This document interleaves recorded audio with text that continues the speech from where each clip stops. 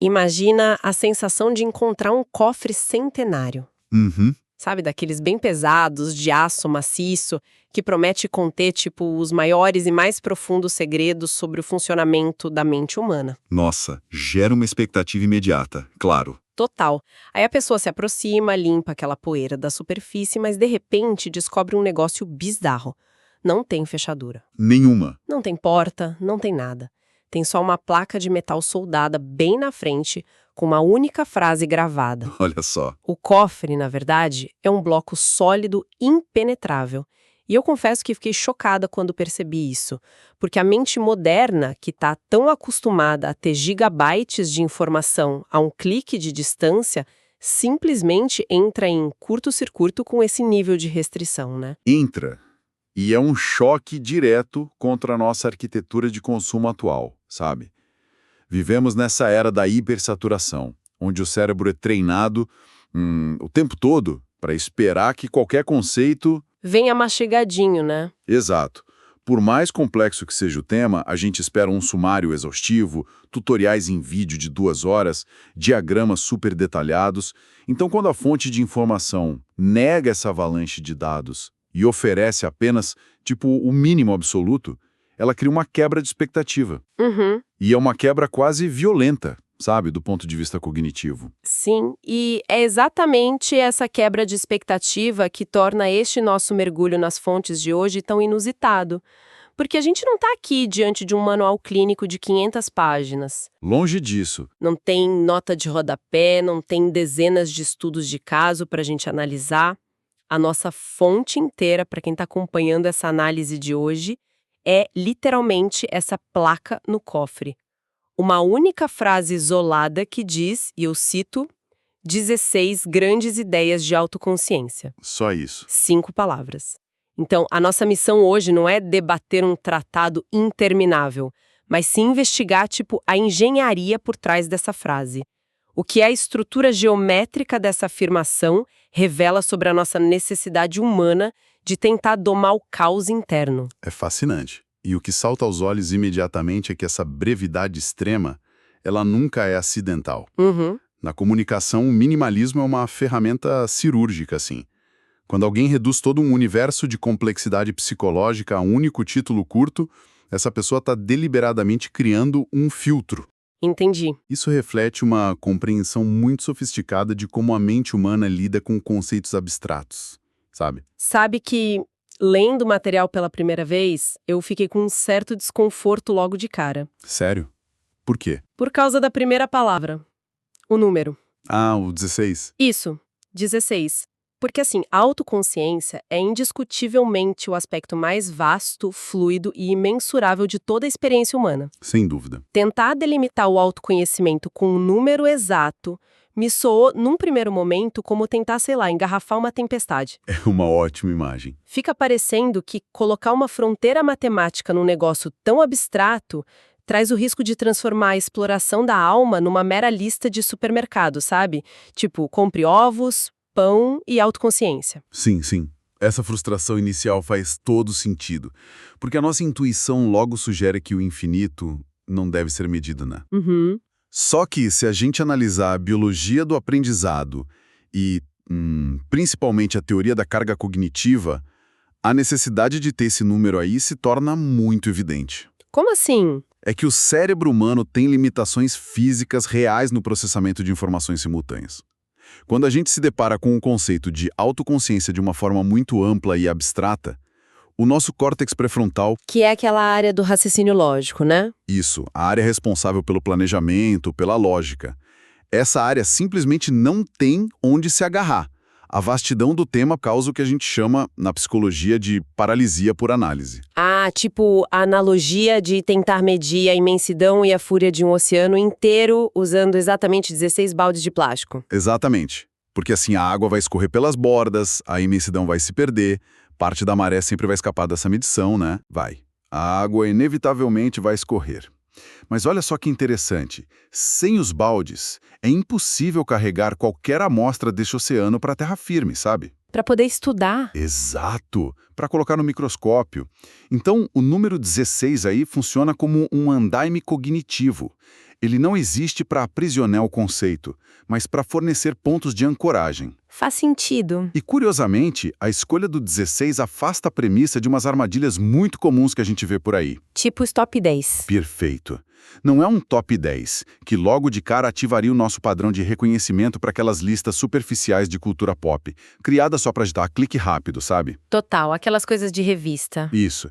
E também não é um manual de 100 passos, porque isso geraria uma fadiga antecipada antes mesmo da pessoa começar a ler.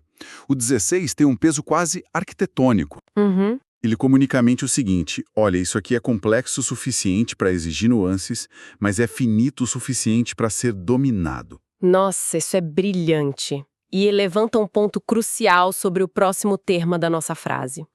Porque, aceitando que a gente precisa desses 16 baldes estruturais para a mente não colapsar diante do próprio caos, surge a questão do que exatamente a gente deve colocar dentro deles. Sim, o conteúdo. Porque a frase não promete, tipo, 16 dicas rápidas ou 16 pensamentos diários.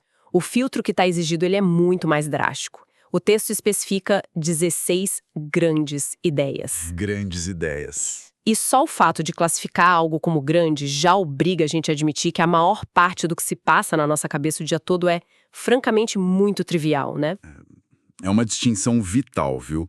Especialmente quando a gente observa como a indústria contemporânea do bem-estar e da autoajuda costuma operar. Sim, que é bem complicada, aliás. Bastante. Existe uma tendência muito forte hoje de confundir gerenciamento de humor com autoconhecimento real. E a palavra grandes atua justamente como uma barreira contra esse ruído todo. Uhum. Ela pressupõe que, para um conceito merecer estar nessa lista restrita, ele não pode ser só uma técnica de alívio momentâneo. Tem que ser uma mudança estrutural na forma de ver o mundo, sabe? Entendi. Para tentar tirar isso um pouco do abstrato e trazer para o nível do chão, para quem está ouvindo a gente, vamos imaginar aquele comportamento de ficar navegando infinitamente nas redes sociais, o famoso doom scrolling, né? Ótimo exemplo. Todo mundo faz isso. Todo mundo. Aí, sei lá, alguém pode ter um momento de reflexão e pensar, eu preciso guardar o celular antes de dormir, porque a luz da tela tá estragando meu sono e por isso eu acordo de mau humor. Certo. Isso é autoconsciência.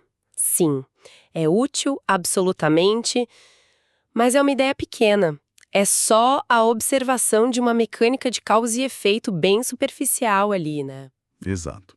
Trata-se puramente da mitigação de um sintoma. Não é uma investigação da doença. Exato. Uma grande ideia com G maiúsculo, nesse mesmo cenário da madrugada, exigiria descer lá pro porão da psique. Com certeza. Seria a pessoa perceber que essa necessidade compulsiva de ficar consumindo informações inúteis de madrugada é, na verdade, uma tática de anestesia. Para silenciar alguma coisa. Sim, para silenciar, tipo, a ansiedade de uma síndrome do impostor que ela sente no trabalho o dia inteiro. Ou para evitar aquele silêncio no quarto que faria ela confrontar um relacionamento que está fracassando, sabe? Nossa, sim. A grande ideia não é sobre a tela do celular, é sobre o terror do próprio silêncio. Entender isso não muda só a rotina de sono, muda a fundação existencial de como a pessoa opera frente aos próprios medos, né? Brilhante. É exatamente essa transição, da percepção puramente sintomática para a percepção estrutural, que permite que ocorra a verdadeira neuroplasticidade. Uhum. E isso, curiosamente, nos leva direto à próxima palavra da nossa placa de metal, que é ideias. Ideias. Sim. O vocabulário escolhido é profundamente revelador. A fonte não estipula 16 leis inflexíveis ou 16 mandamentos definitivos. Ainda bem, né? Pois é. Porque o uso da palavra ideia altera toda a mecânica de como o cérebro vai processar esse conceito da lista. Porque uma lei, por definição, já anula qualquer debate. Uma lei exige obediência cega. Exato. Se fossem mandamentos, qualquer falha em seguir essa lista geraria só culpa. E a culpa é super contraproducente para o autoconhecimento. Totalmente contraproducente. A mecânica psicológica por trás da palavra ideia é fundamentada na maleabilidade.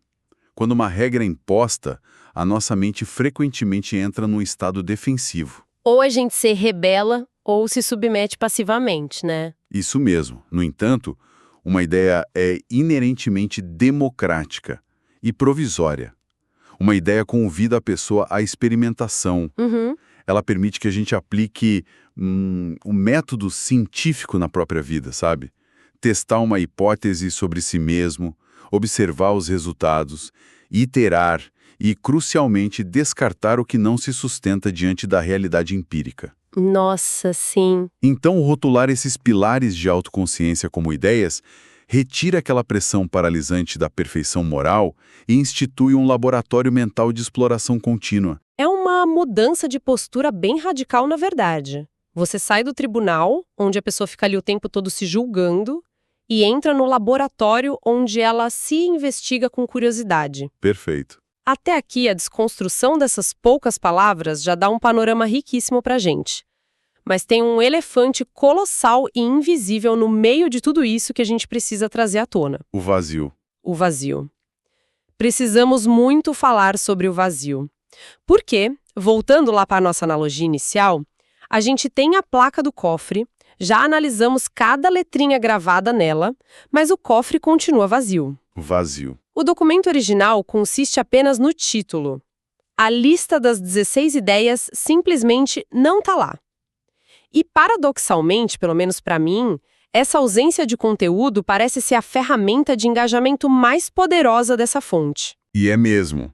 É o poder perturbador do espaço em branco. E a gente pode explicar isso muito bem através da psicologia da Gestalt e dos mecanismos de predição do cérebro. Como funciona isso na prática? Então, neurologicamente falando, o cérebro humano é uma máquina de previsão focada em economizar energia. Ele prospera na ordem e no encerramento de padrões. Uhum. Quando ele é exposto a um padrão incompleto, como um título que promete conhecimento estruturado, mas que em seguida nega o conteúdo, ocorre o que a gente chama de dissonância cognitiva. Nossa, é um desconforto físico, quase palpável, né? Para usar uma metáfora auditiva, para quem escuta a gente, imagina ouvir alguém tocando uma música clássica famosíssima no piano. Sei. E aí o pianista simplesmente para um milissegundo antes de tocar o último acorde. A música cessa, mas o cérebro de quem está ali ouvindo essencialmente escuta o acorde final de qualquer maneira, porque a mente exige aquela resolução com desespero biológico. Exatamente isso. A dissonância é tão grande que o próprio cérebro gasta energia para fabricar o encerramento que faltou. A metáfora musical ilustra perfeitamente o efeito Zeigarnik. Zeigarnik. Isso. É um princípio psicológico que diz que a gente se lembra muito mais de tarefas interrompidas ou incompletas do que daquelas que já foram concluídas direitinho. Olha só. A ausência dessa lista atua exatamente como esse acorde que não foi tocado. Se as 16 ideias estivessem lá, perfeitamente redigidas no documento, o nosso cérebro passaria os olhos por elas rapidamente. E a gente esqueceria no dia seguinte. Exato. Ocorreria um fenômeno chamado de ilusão de fluência. A pessoa leria aqueles conceitos super complexos, balançaria a cabeça concordando, sentiria uma falsa sensação de maestria sobre si mesma só por ter entendido a sintaxe do texto e esqueceria tudo horas depois. Porque não haveria atrito nenhum, né? Nenhum atrito. E sem atrito cognitivo não tem formação de novas vias neurais. Caramba, isso lança uma luz muito crítica sobre como a gente consome conhecimento hoje em dia, não acha? Especialmente para quem consome dezenas de livros de autoajuda, ouve 1 milhão de palestras e artigos na esperança de alcançar, do nada, algum tipo de iluminação instantânea. É o mal do nosso século. A facilidade de acesso à resposta pronta muitas vezes sabota a verdadeira transformação. Porque o conhecimento mastigado ele oferece o conforto da clareza, claro, mas rouba da pessoa o esforço da síntese. E a ironia profunda dessa nossa fonte minimalista de hoje é que ela atua como um espelho forçado. Ao negar o texto, ela nega o consumo passivo. Uhum. Para resolver a dissonância cognitiva gerada por aquele título, a mente é forçada a entrar em hiperatividade. A pessoa não tem outra escolha a não ser vasculhar os seus próprios arquivos mentais. As próprias experiências. Isso. Suas dores recentes, suas reações impulsivas, os seus padrões de autossabotagem, para tentar adivinhar quais poderiam ser essas 16 pedras angulares. E o ato de tentar preencher essas lacunas com material próprio é na prática o exercício supremo de autoconsciência. É genial! O truque de mágica está em perceber que o mapa do tesouro não leva a lugar nenhum, porque a pessoa mesma precisa desenhar as próprias trilhas para que elas tenham algum valor real. Perfeito. Então, tô ouvindo a gente agora, seja no trânsito, lavando a louça ou correndo na esteira, o desafio que é imposto por esse vazio todo não é um mero malabarismo intelectual de um escritor sagaz. Não mesmo. É a constatação brutal de que, ler ou escutar sobre a água nunca vai ensinar alguém a nadar se a pessoa não entrar no oceano. A terceirização do autoconhecimento tem um limite muito claro. Tem. E é por isso que o impacto dessa única frase persiste tanto. Ela mostra pra gente que a busca constante por respostas frequentemente nos cega para a necessidade primária de aprender a formular as perguntas certas, sabe? Nossa, muito verdade. Ao invés de entregar um teto e paredes já construídas, a fonte entrega apenas as fundações para a pessoa e diz: olha, a arquitetura de como você vai se entender a partir daqui é totalmente responsabilidade sua. É uma delegação de responsabilidade fascinante. Então, para a gente conseguir amarrar os fios dessa nossa análise de hoje, a gente começou desconstruindo o que parecia ser apenas uma frase isolada e quase sem propósito.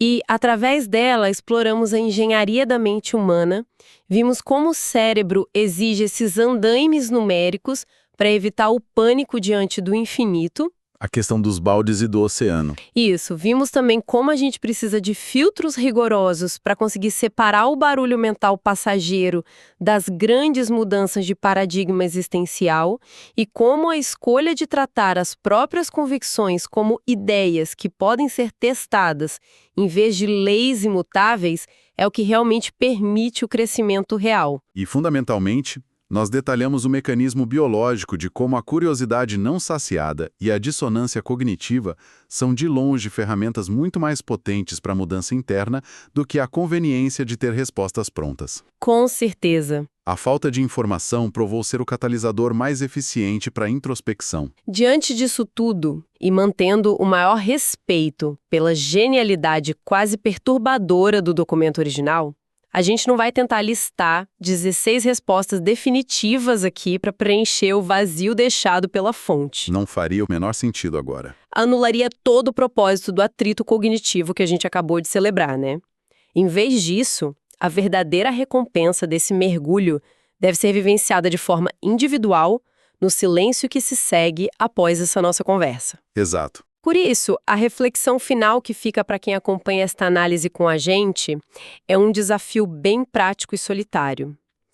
Se o acorde não resolvido exige um fechamento, vamos tentar tocar a primeira nota. É um excelente desafio.